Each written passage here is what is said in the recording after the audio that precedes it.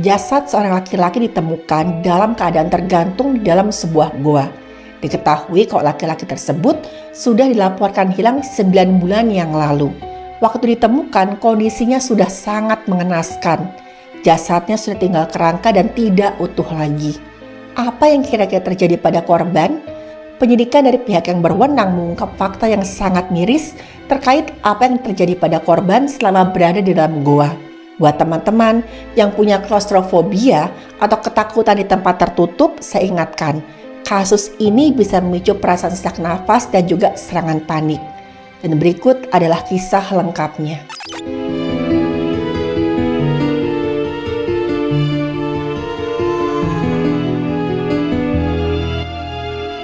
Halo, saya Dr. Stefani. Saya seorang dokter spesialis forensik dan mediko-legal, dan saya melihat apa yang tidak semua orang lihat. Kejadian ini terjadi di sebuah goa namanya Goa Veryovkina yang terletak di Rusia bagian selatan. Di suatu hari ada sekelompok penjelajah goa yang ingin menelusuri goa tersebut. Goa Veryovkina ini dikenal sebagai goa paling dalam di dunia. Kedalamannya itu mencapai 2.223 meter. Ini yang sudah tereksplorasi ya. Kemungkinan bisa lebih dalam lagi. Dan juga medannya itu sangat-sangat sulit. Jadi begitu masuk ada lorong yang bisa dilewati itu cuma dengan kita merangkak. Misalkan kita bawa tas-tas itu kita seret di bagian belakang. Dia betul-betul ngepas, cuma bisa merangkak. Kita nggak bisa jalan dengan berdiri seperti ini. Nah, setelah melewati lorong itu juga ada beberapa pos. Dari satu pos ke pos yang lain itu, penjelajah harus menggunakan tali untuk turun atau istilahnya menggunakan teknik rappelling. Jadi intinya melihat dari medan goa ini tuh hanya boleh dimasuki oleh penjelajah yang berpengalaman dan sudah tersertifikasi. Karena medannya sangat-sangat sulit dan goa ini juga rawan banjir misalkan terjadi hujan.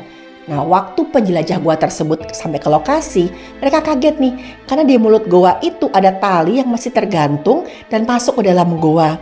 Mereka sempat kesel nih karena mereka kira kalau tali tersebut itu ditinggalkan entah sengaja atau tidak oleh penjelajah sebelumnya. Dan ini adalah kecerobohan yang sangat-sangat membahayakan. Mereka bilang misalkan nanti ada orang nih ngelihat ada tali tergantung masuk ke dalam goa. Orangnya itu nggak berpengalaman sama sekali, dikhawatirkan kan tali ini akan memancing orang tersebut untuk masuk ke dalam. Karena tadi ini selain medan yang sulit, gua tersebut juga sangat rawan. Karena terowongannya sempit, dingin, dan banyak genangan. Selain resiko tersangkut, terjatuh, penjelajah yang tidak berpengalaman bisa jadi kena hipotermia. Para penjelajah goa kemudian memutuskan untuk masuk ke dalam. Mereka ingin cari nih siapa sih penjelajah yang begitu cerobohnya meninggalkan ya tali-tali tergantung. Turunlah mereka ke dalam goa tersebut. Begitu mereka sampai di pos kedua, mereka bertambah kesal. Jadi di pos 2 ini adalah bangunan semi permanen, di mana di situ ditinggalkan ada kompor dan juga kamar mandi portable untuk para penjelajah yang beristirahat di situ. Begitu mereka lihat kamar mandi portable di pos 2 tersebut, kamar mandinya itu sudah digunakan dan tidak ada yang membersihkan kamar mandi itu. Kotoran segala macam sudah menumpuk di situ. Nah, pada saat itu mereka mikir nih, siapa sih kira-kira yang berada di sini? Kalau misalkan dilihat dari bekas kotoran yang ada dalam kamar mandi portable itu, diperkirakan siapapun yang ada di pos 2 itu sudah ada di sana selama kurang lebih 6 hari. Para penjelajah ini mereka dalam keadaan kesal, mereka juga penasaran. Lanjutlah mereka turun ke bawah. Di kedalaman sekitar 1.100 meter, mereka menemukan ada jasad seorang laki-laki yang tergantung di tali yang tersangkut di atas tadi.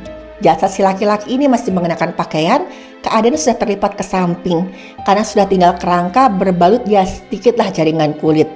Saat itu kerangka itu menggunakan baju overall bahan katun tanpa tambahan baju anti air. Dan di saku bajunya korban ini ada handphone yang sudah kehabisan baterai dan juga ada pisau. Para penjelajah ini kemudian mengambil barang-barang tersebut lalu keluar dari goa. Mereka melapor ke pihak yang berwenang. Dan setelah handphone ini di-charge, pihak berwenang berhasil menyalakan handphone tersebut. Di dalam situ ada beberapa foto-foto dan kemudian mereka ngelihat kok ternyata handphone itu adalah milik seorang laki-laki yang sudah dilaporkan hilang oleh istrinya 9 bulan yang lalu. Laki-laki tersebut bernama Sergei. Pihak yang berwenang kemudian menghubungi istrinya Sergei. Istrinya ini bilang kok 9 bulan yang lalu si Sergei ini pamitan tapi nggak tahu mau kemana. Sergei nggak bilang. Ya memang Sergei ini dikenal sebagai orang yang suka bertualang dan agak nyentrik sebenarnya. Jadi waktu Sergei ini bilang ke istrinya, saya pengen bertualang mencari makna hidup, kamu nggak usah cari saya kemana. 1 minggu lagi saya akan pulang. Istrinya Sergei ini ya antara kesel tapi ya udahlah ya, toh cuman keinginan suaminya seperti itu. Saat itu walaupun istrinya Sergei ini kesal, dia nggak begitu khawatir karena Sergei ini sebelumnya sudah bertualang ke beberapa tempat outdoor. Barulah setelah 1 minggu Sergei ini nggak ada kabar, padahal janjinya tuh 1 minggu saya akan pulang. Istrinya ini langsung melapor ke pihak yang berwenang. Berbulan-bulan mereka melakukan pencarian ke sana ke sini tanpa hasil. Mereka juga kebingungan harus cari kemana sih si Sergei ini. Karena tadi kan Sergei nggak bilang dia mau kemana, cuman bilang mau mencari makna hidup.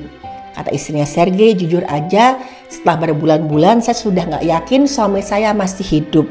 Kami sekeluarga sangat sedih, tapi saat itu kami cuma bisa pasrah. Jujur kami kaget sekali waktu Sergei ditemukan di dalam goa. Dan yang lebih membuat keluarga Sergei ini sedih dan miris, jasadnya Sergei ini gak bisa dibawa dalam keadaan utuh. Karena tadi medan untuk keluar masuk goa itu kan sangat sempit. Ada lorong sempit yang cuma bisa dilewati dalam keadaan merangkak. Dan terpaksa satu tim penyelamat harus memisah-misahkan tubuhnya Sergei alias dipotong-potong.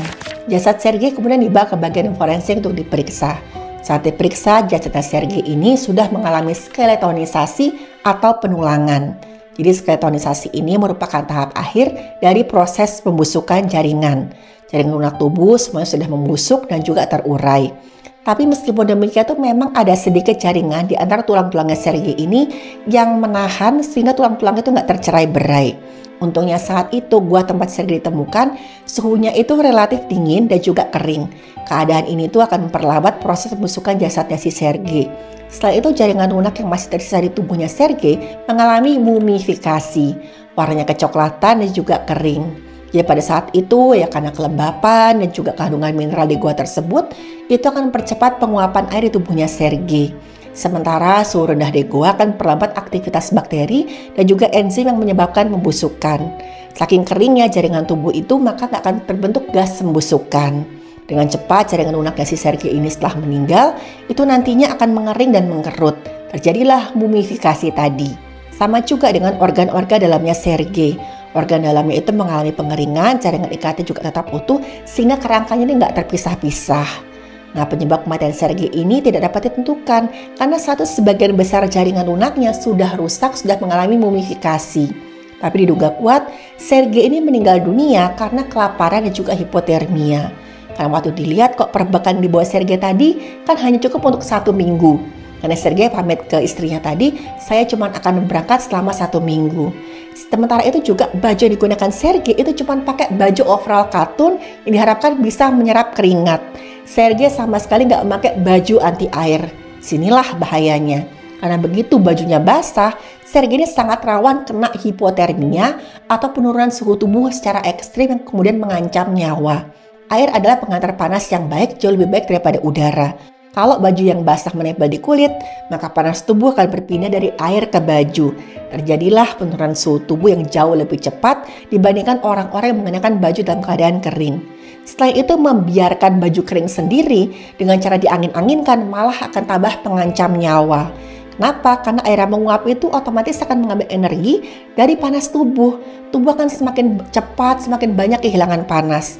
Oleh sebab itu ya teman-teman, dalam menolong orang kena hipotermia, kita wajib memastikan baju orang tersebut kering. Dan itu juga pentingnya menggunakan baju luar yang tahan air supaya air itu nggak masuk.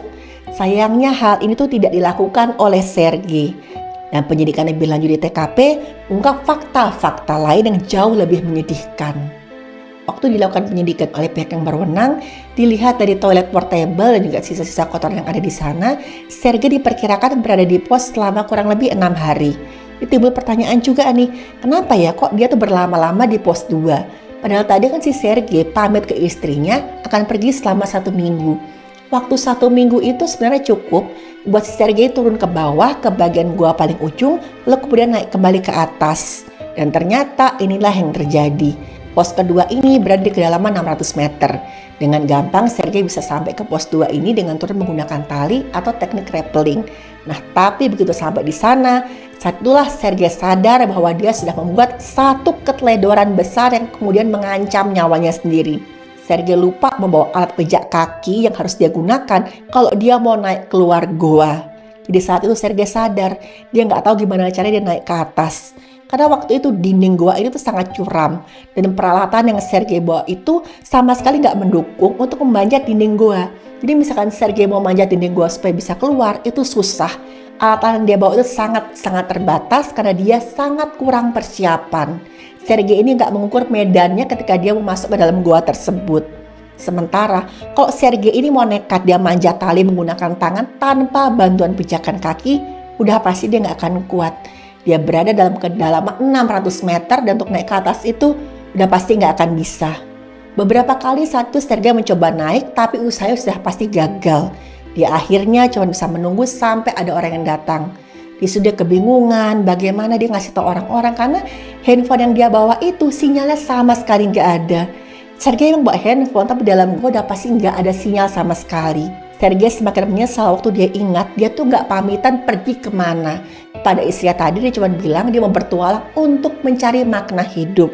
Sementara seiring berjalannya waktu, si Sergei ini dikelilingi kegelapan, dia nggak tahu kapan siang, kapan malam, perbekalan, makanan dan juga bahan bakar untuk menyalakan api semakin lama semakin tipis. Sergei cuma bisa menunggu dalam keadaan kedinginan, kelaparan dan juga kelelahan. Sampai pada satu titik nih, Sergei akhirnya mencoba untuk turun ke pos berikutnya sambil berharap nanti di pos berikutnya itu ada sisa makanan atau misalkan ada sangat-sangat beruntung ada peralatan lain yang tertinggal di situ. Turunlah Sergei ke bawah sampai kedalaman kurang lebih 1000 meter. Nah, di pos berikutnya itu Sergei malah semakin miris kan di pos ketiga itu sama sekali nggak ada perlengkapan apapun. Nggak seperti di pos 2 tadi, ada toilet, ada kompor. Di pos 3 sama sekali nggak ada apa-apa. Nggak ada kompor, nggak ada sisa makan, apalagi alat yang tertinggal sama sekali nggak ada. Sergei nggak punya pilihan lain kecuali mencoba turun ke pos 4. Ya kedalaman saat itu pos 4 kira-kira 1300 meter. Sayangnya selama Sergei mencoba turun, Sergei itu harus melewati jalan yang basah. Dan suhu gua saat itu juga sangat dingin sampai mencapai 4 derajat Celcius. Dan saat itu dalam keadaan tergantung, dia kedinginan, kelaparan, kelelahan, Sergei pun mengalami hipotermia dan dia meninggal dunia. Dan jasadnya baru ditemukan 9 bulan kemudian. Kisah tragis yang dialami oleh Sergei ini mengingatkan kita tentang pentingnya persiapan yang matang dalam melakukan segala sesuatu. Kesalahan yang kita anggap sepele, kita anggap remeh, bisa jadi nantinya akan mencelakakan diri kita sendiri. Ingat, jangan lupa untuk selalu menyiapkan segala sesuatu dengan teliti. Jangan teledor saat akan melakukan aktivitas yang membutuhkan konsentrasi. Selain itu, kita juga harus tahu sejauh mana batas kekuatan diri kita. Pahami lingkungan tempat kita beraktivitas dan jangan pernah meremehkan kekuatan alam. Terima kasih sudah menonton video saya. Silakan like, share, dan subscribe.